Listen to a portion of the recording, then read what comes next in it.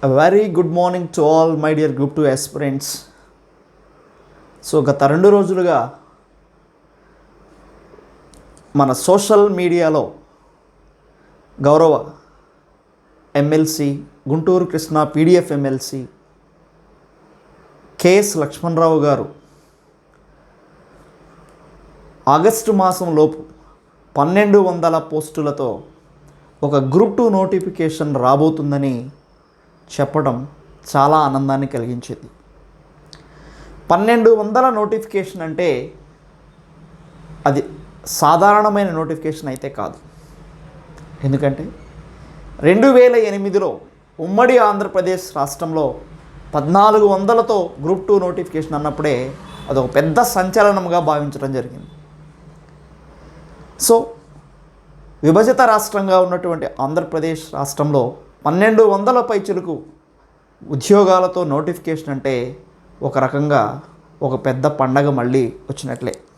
సరే, ఏదేమైనప్పటికీ ప్రస్తుతం ఉన్నటువంటి పరిస్థితులలో నోటిఫికేషన్ కనుక వస్తే అభ్యర్థులు ఎలా అధ్యయనం సాగించాలి? కోచింగ్ సెంటర్స్కి ఏమో పర్మిషన్ లేదు, ఆన్లైన్ క్లాసులు విందామంటే డేటా ప్రాబ్లం ఉంది. సో ఇటువంటి పరిస్థితుల నేపథ్యంలో లక్ష్మణరావు గారు ఇచ్చినటువంటి సూచనల మేరకు నేను సైతమని కొన్ని అంశాలని విద్యార్థుల దృష్టికి తీసుకొచ్చేటువంటి నేపథ్యంలో ఈ వీడియో మీకు అందిస్తున్నాను. సో గ్రూప్ 2 ఎకానమీ 150 మార్కుల్లో బేసిక్ సబ్జెక్టును బేస్ చేసుకొని, అంటే ఏదైతే బేసిక్స్ ఉన్నాయో ఆ బేసిక్స్ని కనుక బాగా అధ్యయనం చేస్తే, అర్థం చేసుకోగలిగితే 40 నుంచి 50 మార్కులు మనం చాలా ఈజీగా పొందవచ్చు. సో ఆ ప్రయత్నంలో భాగంగా చేస్తున్నటువంటి వీడియో ఇది. సో దీన్ని మీరు అర్థం చేసుకుంటారని ఆశిస్తున్నాను. చూడండి జాగ్రత్తగా. సో ఇండియన్ ఎకానమీలో ఇన్ఫ్రాస్ట్రక్చరల్ ఫెసిలిటీస్ యొక్క పాత్ర ఏంటి? What is the role of infrastructural facilities in Indian economy? What kind of contribution you may have observed in Indian economy అనేది మనం ఇక్కడ పరిశీలన చేయబోతున్నాం. So infrastructural facilities. ఇన్ఫ్రాస్ట్రక్చర్ అనే పదానికి సాధారణ పరిభాషలో అర్థం తీస్తే మౌలిక సదుపాయాలు అనేటువంటి ఒక అర్థాన్ని ఉపయోగిస్తున్నాం. మౌలిక సదుపాయాలు. అర్థశాస్త్రరీత్యా ఇన్ఫ్రాస్ట్రక్చరల్ ఫెసిలిటీస్ అనే పదాన్ని అర్థం చేసుకోవాలంటే టెర్మినాలజీ పదాన్ని మనం ఉపయోగించాలి. అదే అవస్థాపనా సౌకర్యాలు. అవస్థాపనా సౌకర్యాలు ఇన్ఫ్రాస్ట్రక్చరల్ ఫెసిలిటీస్ అంటాం. అంటే ఈ మౌలిక సదుపాయాలైతేనేమి, అవస్థాపనా సదుపాయాలనైతేనేమి 2 రకాలుగా వర్గీకరించి అధ్యయనం చేయాలి. ఒకటి ఆర్థిక మౌలిక సదుపాయాలు లేదా ఆర్థిక అవస్థాపనా సౌకర్యాలు. 2 సాంఘిక మౌలిక సదుపాయాలు లేదా సాంఘిక అవస్థాపనా సౌకర్యాలు అని అధ్యయనం చేయాల్సి ఉంటుంది. సరే, మొత్తంగా అవస్థాపనా సౌకర్యాలు అయితేనేమి లేదా మౌలిక సదుపాయాలు అయితేనేమి ఎన్ని ఉన్నాయి, వాటిని ఎలా అర్థం చేసుకోవాలి? ఆయా పంచవర్ష ప్రణాళికల్లో ఈ ఇన్ఫ్రాస్ట్రక్చరల్ ఫెసిలిటీస్కి ఇవ్వబడినటువంటి ప్రాధాన్యత ఏమిటి అనేది మనం అధ్యయనం చేయగలిగితే ఎగ్జామినేషన్ పాయింట్ ఆఫ్ వ్యూలో 1 మార్కుని ఈజీగా పొందవచ్చు. సరే, ఇంతకీ మొదటి పంచవర్ష ప్రణాళిక నుండి 12వ పంచవర్ష ప్రణాళిక వరకు ఇండియన్ ఎకానమీలో ఈ ఆర్థిక సామాజిక అవస్థాపన సౌకర్యాలకు ఏ స్థాయిలో ప్రాధాన్యత ఇవ్వబడింది అని పరిశీలన చేస్తే టోటల్ ప్లాన్ అవుట్లేస్ని బయటికి తీస్తే, ప్రణాళిక పరివ్యయాలను కనుక బయటికి తీస్తే ఒక విషయం మనకి చాలా స్పష్టంగా అర్థమవుతుంది.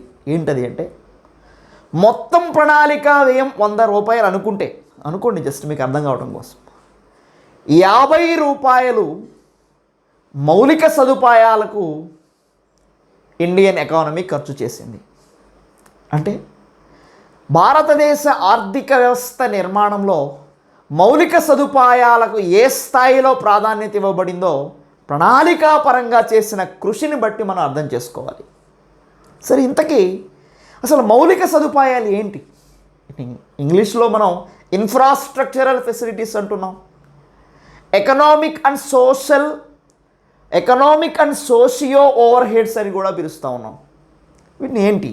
ఒక్కొక్క దాన్ని తీసుకు మొత్తం 7 అంశాలను మనం గుర్తుపెట్టుకోవాలి ఈ economic and socio over heads కింద, లేదా ఇన్ఫ్రాస్ట్రక్చరల్ ఫెసిలిటీస్ కింద. సో మొట్టమొదటిది ఇరిగేషన్. సో మొట్టమొదటి అంశం ఇరిగేషన్. సో ఇరిగేషన్కి అగ్రికల్చర్కి ఉన్నటువంటి ప్రాధాన్యతను మనం అర్థం చేసుకోగలిగితే ఇరిగేషన్కి ఇవ్వబడిన ప్రాధాన్యత ఏంటో మనకు తెలుస్తుంది. సో మొట్టమొదటి అవస్థాపన సౌకర్యం ఇరిగేషన్, అంటే నీటిపారుదల సౌకర్యాన్ని కల్పించుట. సో నీటిపారుదల సౌకర్యాలను కల్పించాలి అంటే నదుల మీద ఆనకట్టలు కట్టి నీటిని మళ్లించి వ్యవసాయాన్ని బలోపేతం చేసుకోవడం. మొదటి పంచవర్ష ప్రణాళిక నుంచి మనం పరిశీలన చేస్తే బహుళార్థ సాధక ప్రాజెక్టులకు పునాది మొదటి ప్రణాళికలోనే పడింది. కనుకనే మొదటి పంచవర్ష ప్రణాళికలో నీటిపారుదలకు 16% నిధులను కేటాయించడం జరిగింది. ఇరిగేషన్కి, వ్యవసాయానికి 15%, నీటిపారుదలకి ఇరిగేషన్కి 16%, మొత్తంగా 31% నిధులు కేటాయించారు. ఈ కేవలం నీటిపారుదలే కాదు, ఇంక్లూడింగ్ ఫ్లడ్ కంట్రోలింగ్, వరదల నియంత్రణతో కూడినటువంటి నీటిపారుదల సౌకర్యాలు ఇక్కడ గుర్తుంచుకోవాల్సిన అంశం ఇది. ఫ్లడ్ కంట్రోలింగ్, కేవలం ఫ్లడ్ కంట్రోలింగే కాకుండా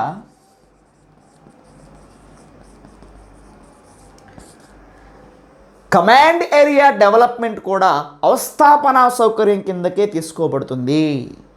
ఏవైతే మెట్ట భూములు ఉన్నాయో ఆ భూములకి నీటిపారుదలను అందించి సాగులోకి తీసుకురావలసినటువంటి అవసరత ఆర్థిక వ్యవస్థ యంత్రాంగం మీద ఉన్నది. కనుక కమాండ్ ఏరియా డెవలప్మెంట్ కూడా ఇన్ఫ్రాస్ట్రక్చరల్ ఫెసిలిటీస్ కిందకే వస్తాయి, గుర్తుంచుకోండి. సో దత్ అండ్ సుందరం ఉన్నటువంటి వెర్షన్స్లో రీసెంట్ వెర్షన్ ఏంటంటే 72E. సో దీనిలో పేజ్ నెంబర్ 122ని స్టడీ చేయండి. మధ్య పారాగ్రాఫ్లో ఈ ఇన్ఫ్రాస్ట్రక్చరల్ ఫెసిలిటీస్కి సంబంధించి చాలా వివరణ ఇవ్వటం జరిగింది.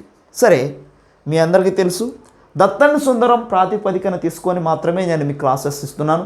ఎందుకంటే ఎగ్జామినేషన్ పేపర్ని సెట్ చేసేటువంటి ప్రొఫెసర్స్కి బోర్డు వారు, ఏపీపీఎస్సి వారు ఇచ్చేటువంటి మొట్టమొదటి ఒక అధికారికమైన గ్రంథం ఏదంటే దత్ అండ్ సుందరమే. ఇది మీకు ప్రత్యేకంగా చెప్పాల్సిన అవసరం లేదు.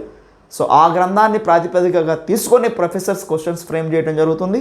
ఇప్పుడు వరకు ప్రీవియస్ ఎగ్జామ్ పేపర్ స్టడీ చేస్తే మనకు ఆ విషయం తెల్లమవుతుంది. సరే, సో ఇరిగేషన్కి ప్రయారిటీ ఇవ్వడం జరుగుతుంది. ఇది మొట్టమొదటి ఇన్ఫ్రాస్ట్రక్చర్ ఫెసిలిటీస్. స్థూలంగా పరిశీలిస్తే 12 పంచవర్ష ప్రణాళికలలో వ్యవసాయ నీటిపారుదలకు ఇచ్చినటువంటి ప్రాధాన్యత ఎంత అంటే 23 నుంచి 24% వరకు ప్రాధాన్యత ఇవ్వటం జరిగింది. అంటే ఏంటి అర్థం?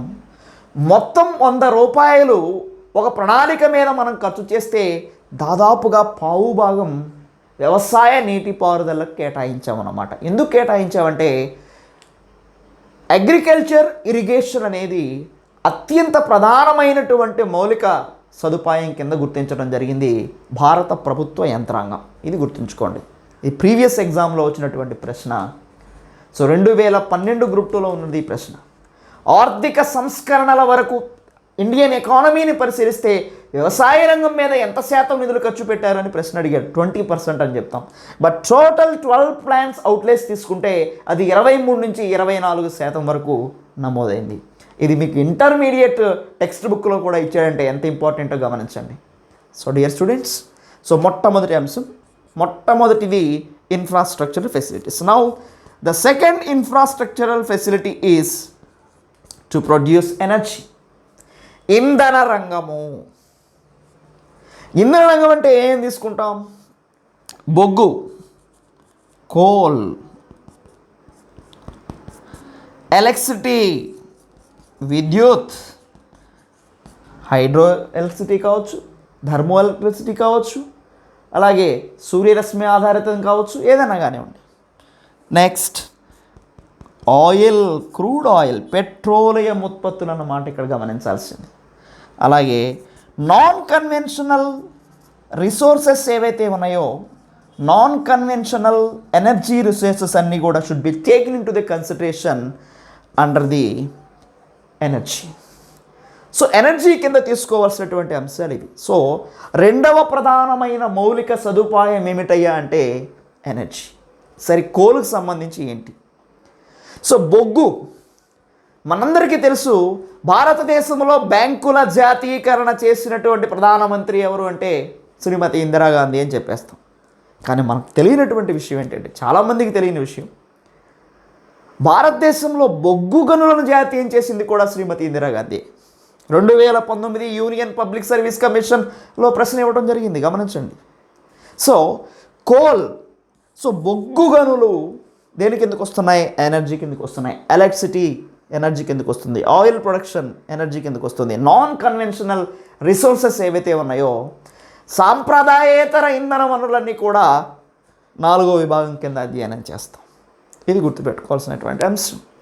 సరే, భారతదేశ ఆర్థిక వ్యవస్థలో ఎనర్జీ రంగానికి ప్రాధాన్యత ఎప్పటి నుంచి పెరిగింది అని పరిశీలిస్తే, 1వ పంచవర్ష ప్రణాళిక నుంచి ఇంధన రంగం యొక్క ప్రాధాన్యత క్రమాన్ని అధ్యయనం చేస్తే, 6వ పంచవర్ష ప్రణాళిక కాలం నుంచి ఇంధన రంగానికి ప్రాధాన్యత క్రమేపీ పెరుగుతూ 7వ ప్రణాళికనైతే ఏకంగా శక్తి ప్రణాళిక అని పిలిచాం, హైయెస్ట్ ప్రయారిటీ ఇచ్చాం.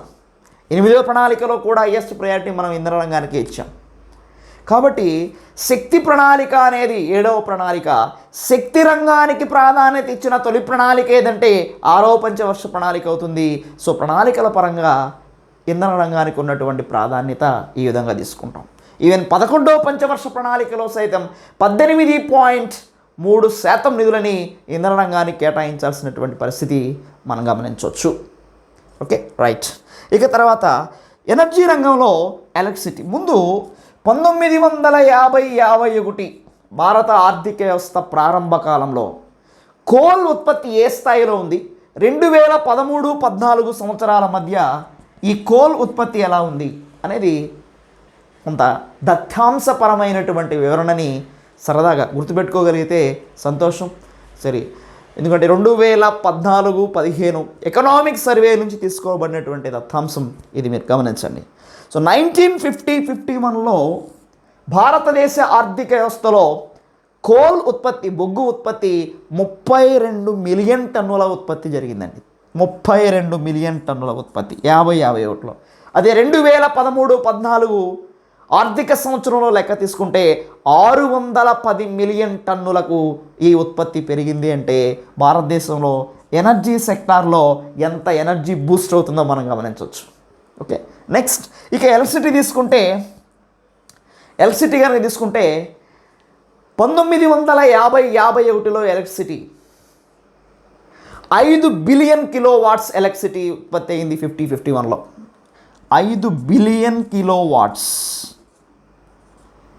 అదే 2013-14 వచ్చేటప్పటికి గమనించాలి, ఇక్కడ 1950-51 వచ్చేటప్పటికి 5 బిలియన్, ఇది బిలియన్లో తీసుకున్నాం, ఇది మిలియన్స్లో తీసుకున్నాం. ఈ మెజర్మెంట్ జాగ్రత్తగా గుర్తుంచుకోండి. సో ఎలక్ట్రిసిటీ వచ్చేటప్పటికి 5 బిలియన్ కిలోవాట్స్గా ఉన్నటువంటి ఎలక్ట్రిసిటీ కాస్త 2013-14 వచ్చేటప్పటికి బాగా పెరిగింది. ఎంతకు పెరిగిందయ్యా అని పరిశీలన చేస్తే 1166 బిలియన్ కిలోవాట్స్ ఉత్పత్తి జరుగుతూ ఉంది. 1166 బిలియన్ కిలోవాట్స్, చూడండి ఎంత అద్భుతం, రైట్. ఇక క్రూడ్ ఆయిల్ ప్రొడక్షన్ కనుక తీసుకుంటే 1950-51లో 0.4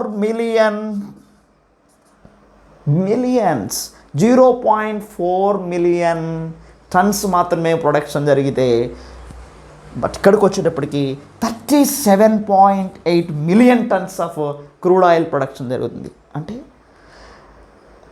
1950-51 నుంచి 13-14 అంటే ఒక 65 సంవత్సరాల కాలంలో ఇండియన్ ఎకానమీలో ఇంధన రంగంలో వచ్చినటువంటి వేరియేషన్స్ను మనం గమనించవచ్చు.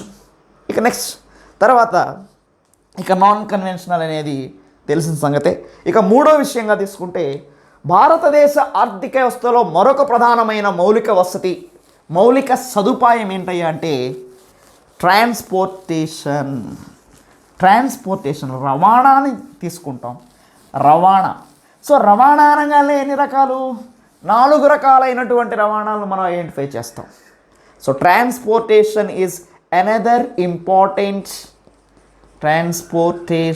అనేది మరొక ప్రధానమైనటువంటి మౌలిక సదుపాయం. సో మీ అందరికీ తెలుసు 4 రకాల రవాణా సౌకర్యాలు ఉన్నాయి.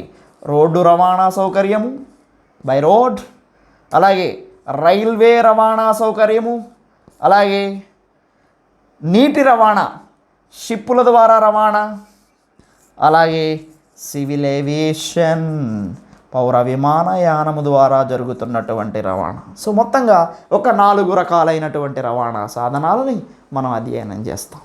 సరే, ఇందులో 1950-51, 2013-14 అని 2 విభాగాలు తీసుకున్నప్పుడు 2012 అక్టోబర్ వరకు ఉన్న డేటా 2014-15 సోషియో ఎకనామిక్ సర్వే ఆధారంగా తీసుకోబడినటువంటి దత్తాంశం.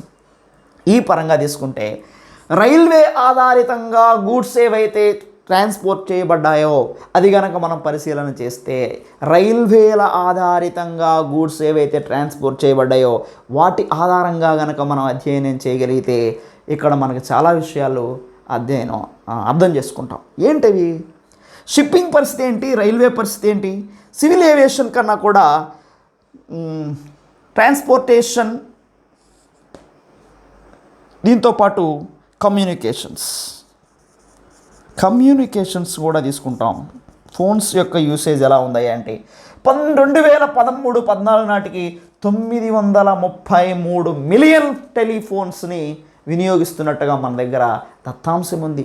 షిప్పింగ్ ఏవైతే షిప్పుల ద్వారా ట్రాన్స్పోర్టేషన్ అవుతున్నది 2013-14 లెక్కలు తీసుకుంటే 1950-51లో 19 మిలియన్ టన్నుల వస్తువుల రవాణా జరిగితే ఇక్కడికి వచ్చేటప్పటికే 555 మిలియన్ టన్నుల వస్తువుల రవాణా షిప్పింగ్ ద్వారా జరుగుతుంది. ఇది కూడా మనం గమనించవచ్చు. సో ఇట్లాగా డేటాను మనం అధ్యయనం చేయొచ్చు, ట్రాన్స్పోర్టేషన్ అండ్ కమ్యూనికేషన్స్. సో 4వ ప్రధానమైనటువంటి మౌలిక సదుపాయం కమ్యూనికేషన్స్. 4వ ప్రాధాన్యత కలిగినటువంటి మౌలిక సదుపాయం. సార్, కమ్యూనికేషన్స్ అంటే ఏమేమి ఉంటాయి? పోస్టల్, టెలిగ్రాఫ్, టెలిఫోన్, టెలికమ్యూనికేషన్స్ అన్నీ కూడా దీని పరి కిందకు వస్తాయి. సో మరొక ప్రధానమైనటువంటి అంశం అన్నమాట. సో మొట్టమొదటిది ఇరిగేషన్, రెండవది ఎనర్జీ, మూడవది ట్రాన్స్పోర్టేషన్, 4వది కమ్యూనికేషన్స్. సో మొత్తంగా 7 అంశాల్లో 4 అంశాలను మనం అధ్యయనం చేసాం. ఆయా సంవత్సరాల యొక్క ఎలొకేషన్స్ ఎలా ఉన్నాయి అనేది కూడా మనం చూసాం. ఇప్పుడు మనం నెక్స్ట్ 5వ ప్రధానమైనటువంటి మౌలిక సదుపాయం ఏంటంటే బ్యాంకింగ్, ఫైనాన్సింగ్, ఇన్సూరెన్స్. ఇవి. So banking, financing and insurance ఇది 5వ ప్రధానమైన రంగం. సో బ్యాంకింగ్ అనగానే నరసింహం కమిటీ 1991 అండ్ 96 గుర్తుపెట్టుకుంటారు. ఇక విత్త రంగం మీద అయితే బోలెడని మన రాజా చెల్లయ్య కమిటీ, ఆ పన్నులకు సంబంధించినటువంటి కమిటీలు మనం గుర్తుపెట్టుకుంటాం. అలాగే ఇన్సూరెన్స్ రంగానికి సంబంధించి మల్హోత్రా కమిటీని మనం గుర్తుపెట్టుకుంటాం. కమిటీల ఆధారితంగా అధ్యయనం మన తర్వాత చూద్దాం. సో ప్రధానమైనటువంటి మౌలిక సదుపాయమా కాదా అంటే బ్యాంకింగ్, ఫైనాన్సింగ్ అండ్ ఇన్సూరెన్స్ చాలా ప్రధానమైనటువంటి మౌలిక సదుపాయం. ఒక దేశ ఆర్థిక వ్యవస్థ తీరుతెన్నులు ఆ దేశ ఆర్థిక వ్యవస్థ యొక్క పొదుపుల మీద ఆధారపడి ఉంటాయి. ఆర్థిక వ్యవస్థ పొదుపులు జరగాలంటే ఈ తరహా ఆర్థిక సంస్థలు ఖచ్చితంగా పనిచేయాలి, సమర్థవంతంగా పనిచేయాలి. ఏ వ్యవస్థల్లో అయితే పొదుపు నాశనం అవుతుందో ఆ వ్యవస్థలు ఆర్థికంగా మాంద్య దిశలోకి వెళ్తాయి. 2008లో యునైటెడ్ స్టేట్స్ ఆఫ్ అమెరికా మాంద్య దశలోకి వెళ్ళడానికి గల కారణం ఇదే. 150 సంవత్సరాల ఘన చరిత్ర కలిగినటువంటి బ్యాంకులు సైతం దివాళా తీయడంతో పొదుపులు నాశనమైనాయి. ఎప్పుడైతే పొదుపులు నాశనమైనాయో ఆర్థిక వ్యవస్థలో పెట్టుబడి ముందుకు రాదు, ఫలితంగా ప్రొడక్షన్ పడిపోతుంది. ప్రొడక్షన్ ఎప్పుడైతే పడిపోతుందో వస్తోత్పత్తి పడిపోతుంది. వస్తోత్పత్తి పడిపోయిందంటే ఆటోమేటిక్గా ధరలు అనేవి పడిపోతుంటాయి. సో ఆ పరిస్థితి మనకు కనిపిస్తుంది 2008 యుఎస్ఏ క్రైసిస్ని కనుక అధ్యయనం చేస్తే. రైట్. సో నెక్స్ట్గా మరొక ప్రధానమైనటువంటి మౌలిక సదుపాయం science and technology. Science and technology, science and technology, శాస్త్ర సాంకేతిక రంగం. ఇది చాలా ఇంపార్టెంట్. శాస్త్ర సాంకేతిక రంగాలలో ఏ దేశమైతే ముందంజలో ఉంటుందో ఆ దేశం ఖచ్చితంగా అభివృద్ధి పదంలోకి వెళ్తుంది. ఎందుకంటే సైన్స్ అండ్ టెక్నాలజీ ఎక్కడైతే ఉంటుందో అక్కడ రీసెర్చ్ అండ్ డెవలప్మెంట్ వింగ్ వేగంగా పనిచేస్తుంది. ఎక్కడైతే రీసెర్చ్ అండ్ డెవలప్మెంట్ ఉంటుందో వీళ్ళు రిసోర్సెస్ సంబంధించి వీటిని ఎట్లా ఉపయోగించుకోవాలి అనే దాని మీద ఒక ప్రత్యేకమైన విధానాన్ని కలిగి ఉంటారు. చూడండి మీరు, United states of America R&D అద్భుతంగా పనిచేస్తూ ఉంది వాళ్ళకి. కనుకనే రెండో ప్రపంచ యుద్ధం అయిన తర్వాత వాళ్ళ R&D మీద బాగా ఫోకస్ చేసి రానున్న 50-60 సంవత్సరాల్లో ఏ దేశాల్లో ఏ తరహా మార్పులు వస్తాయో ముందుగా అంచనా వేసుకొని తద్వారా వారి విదేశీ వాణిజ్య విధానాన్ని సెట్ చేసుకోవడం జరిగింది. గమనించవచ్చు. ఈరోజు ప్రపంచవ్యాప్తంగా తీసుకుంటే ఇజ్రాయెల్ రీసెర్చ్ అండ్ డెవలప్మెంట్ మీద విస్తృతంగా నిధులను కుమ్మరిస్తూ ఉంది.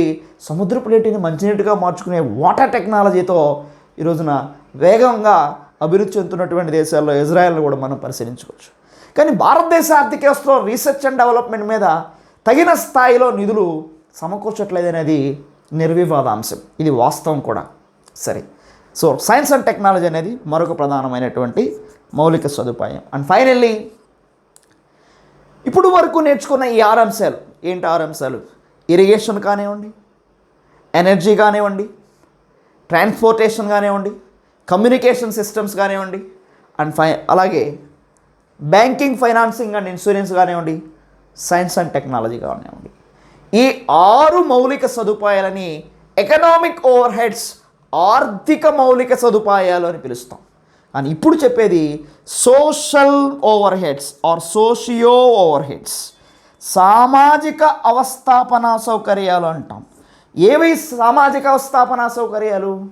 Yes, health, hygiene and education. చూడండి, మంచి సమర్థవంతమైన వైద్యము, ఆరోగ్యము, పారిశుద్ధ్యము, విద్య, వీటిని మనం సోషల్ ఓవర్ హెడ్స్ అని పిలుస్తాం. సోషల్ ఓవర్ హెడ్స్ అని పిలుస్తాం. సో ఒక దేశ ఆర్థిక వ్యవస్థలో సోషల్ ఓవర్ హెడ్స్ మీద కనుక ఖచ్చితమైనటువంటి ప్రణాళికను కనుక కలిగి ఉంటే, సోషల్ ఓవర్ హెడ్స్కి నీ కరెక్ట్గా కనుక యూటిలైజ్ చేసుకోగలిగితే అద్భుతాలు జరుగుతాయి అనడానికి అభివృద్ధి చెందిన దేశాలను చాలా మనం చూపించవచ్చు. ఎందుకంటే విద్యా వైద్య రంగాలు ఏ దేశంలో అయితే మెరుగ్గా ఉంటాయో ఆ దేశాల్లో హ్యూమన్ రిసోర్స్ డెవలప్మెంట్ వేగవంతంగా జరుగుతుంది. అందుకే మనం 8వ పంచవర్ష ప్రణాళికలో ఈ సత్యాన్ని గుర్తించాం. 8-10 పంచవర్ష ప్రణాళికల్లో కూడా 10వ పంచవర్ష ప్రణాళికల్లో కూడా మానవ వనరుల అభివృద్ధి, గుణాత్మకమైన పెరుగుదలకు ప్రాధాన్యత ఇస్తూ 10th ప్లాన్లో ప్రయారిటైజేషన్ ఇవ్వడం జరిగింది. సరే, ఏది ఏమైనప్పటికీ సోషల్ ఓవర్ హెడ్ అనగానే విద్య, వైద్యము, పారిశుద్ధ్యం లాంటి అంశాలకు ప్రాధాన్యత ఇవ్వడం జరుగుతుంది. 9వ పంచవర్ష ప్రణాళిక నుంచి భారతీయ ఆర్థిక వ్యవస్థలో సమూలమైనటువంటి మార్పులు, ఆర్థిక సంస్కరణల నేపథ్యంలో తీసుకురావడం జరిగింది. ఏం జరిగింది ఇక్కడ? 9th ప్లాన్ నుంచి ఏం జరిగింది అంటే పాలసీ పరమైనటువంటి నిర్ణయం పూర్తిగా ఇండియన్ ఎకానమీని, ఒక రకంగా చెప్పాలంటే ఇండియన్ ఎకానమీ యొక్క డైరెక్షన్ని యూటర్న్ తీసుకునేలా చేసింది 9వ ప్రణాళికలో తీసుకోబడిన నిర్ణయం. ఏంటి? భారత ప్రభుత్వం కేవలం సాంఘిక సేవలకు మాత్రమే, సోషల్ ఓవర్ హెడ్స్కి మాత్రమే ప్రయారిటీ ఇచ్చేదే ఉండాలి తప్ప, ప్రొడక్షన్ విషయంలో ప్రైవేట్ రంగాన్ని ఎంకరేజ్ చేసే సంస్థగా ఉండాలి తప్ప కంట్రోల్ చేసే సంస్థగా ఉండకూడదు ఇండియన్ గవర్నెన్స్ అనేది అని చాలా స్పష్టంగా ఒక పాలసీని తీసుకొచ్చి 9వ ప్రణాళిక, 10వ ప్రణాళికలో దీని ఇంప్లిమెంటేషన్ చాలా వేగంగా జరిగినటువంటి దాఖలాలు మనకు కనిపిస్తాయి. సో అందుకనే 9, 10, 11, 12 పంచవర్ష ప్రణాళికలను పరిశీలిస్తే సామాజిక సేవలకు, సాంఘిక సేవలకు హయ్యెస్ట్ ప్రయారిటీ, అంటే విద్యా వైద్యాలకు ప్రయారిటైజేషన్ పెరిగింది. అందుకే 11వ పంచవర్ష ప్రణాళికలో 9.5% ఎడ్యుకేషన్ మీద నిధులు కేటాయించడం జరిగింది. సుమారుగా 3,50,000 కోట్ల రూపాయలు విద్య మీద కేటాయించారు. అలాగే 5% పైగా నిధుల్ని వైద్యం మీద కేటాయించడం జరిగింది. సో ఈ విధంగా తీసుకుంటే ఇండియన్ ఎకానమీలో 11వ పంచవర్ష ప్రణాళికలో 30.9% అలొకేషన్ని సామాజిక సేవల మీద ఇస్తే విద్యా వైద్యాలు వాటి యొక్క పాత్ర దాదాపుగా 15%, 15% విద్యా వైద్య రంగాల మీద కేటాయించడం జరిగింది. సో 30.9 రిమైనింగ్ అంతా సైన్స్ అండ్ టెక్నాలజీకి కేటాయించడం జరిగింది. అది వేరే విషయం.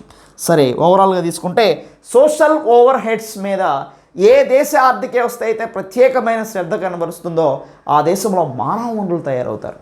ఏ దేశంలో అయితే మానవ వనరులు తయారవుతారో నైపుణ్యం కలిగినటువంటి శ్రామికులే మానవ వనరులు అంటే. ఎక్కడైతే నైపుణ్యం కలిగిన శ్రామికులు ఉంటారో ఆ దేశ ఆర్థిక వ్యవస్థలో తక్కువ పెట్టుబడితో ఎక్కువ వస్తువుల ఉత్పత్తి జరుగుతుంది, అంటే మిగులు ఉత్పత్తి జరుగుతుంది. ఎప్పుడైతే మిగులు ఉత్పత్తి జరిగిందో, మిగులు ఉత్పత్తి అంటే ఏంటి? మన అవసరాలు తీర్చుకోగా మిగిలినదే కదా. సో ఆ మిగిలిన వస్తువులతో అంతర్జాతీయ వ్యాపారానికి వెళ్తాం. ఎప్పుడైతే అంతర్జాతీయ వ్యాపారానికి వెళ్తామో మనకి విదేశీ మారక ద్రవ్య నిల్వలు సఫిషియెంట్గా ఉంటాయి. ఏ దేశ ఆర్థిక వ్యవస్థలో విదేశీ మారక ద్రవ్య నిల్వల ఆర్జన ధనాత్మకంగా ఉంటుందో ఆ దేశంలో సమర్థవంతమైన మానవాభివృద్ధి నమోదవుతుందనేది అభివృద్ధి చెందిన దేశాలని పరిశీలిస్తే, ప్రపంచ అభివృద్ధి నివేదికను పరిశీలిస్తే మనకి ఈ విషయాలు చాలా స్పష్టంగా అర్థమవుతాయి. So my dear students, so మొత్తంగా 7 మౌలిక సదుపాయాలని ఒక గ్రూప్ 2 యాస్పిరెంట్గా ఖచ్చితంగా నువ్వు గుర్తుపెట్టుకోవాలి. వీటి మీద నంబర్ ఆఫ్ క్వశ్చన్స్ని మనం ప్రీవియస్ పేపర్స్లో స్టడీ చేయొచ్చు. సో ఇరిగేషన్ ఒకటి, ఎనర్జీ ఒకటి, transportation, communications, banking, financing, insurance, science and technology and social overheads. ఇది ఓవరాల్గా మౌలిక సదుపాయాలకు సంబంధించి మనం గుర్తుపెట్టుకోవాల్సినటువంటి అంశాలు. Thank you my dear students. Once again మీ అందరికీ తెలియపరుస్తున్నాను, వెరీ సూన్ నోటిఫికేషన్ రాబోతూ ఉన్నది. చక్కగా మీరు ఇళ్లల్లో ప్రామాణిక గ్రంథాలను అధ్యయనం చేయండి. పదే మళ్ళీ చెప్తా ఉన్నాం, ప్రామాణిక గ్రంథాలుగా పిలువబడేటువంటి గ్రంథాలను తీసుకోండి తప్ప ప్రైవేటు బుక్స్ పబ్లికేషన్స్ మీద ఆధారపడితే ఇబ్బంది పడేటువంటి అవకాశం ఉంది. సో తెలుగు అకాడమీ కానివ్వండి, దత్తన్ సుందరం లాంటి గ్రంథాల మీద ఎక్కువగా ఎకానమీని మీరు అధ్యయనం చేస్తే మంచి నాలెడ్జ్ మీరు గెయిన్ చేస్తారు. ఎగ్జామినేషన్ పాయింట్ ఆఫ్ వ్యూలో మంచి మార్కులు మీరు సాధిస్తారని కూడా గుర్తు చేస్తున్నాను. Thank you very much.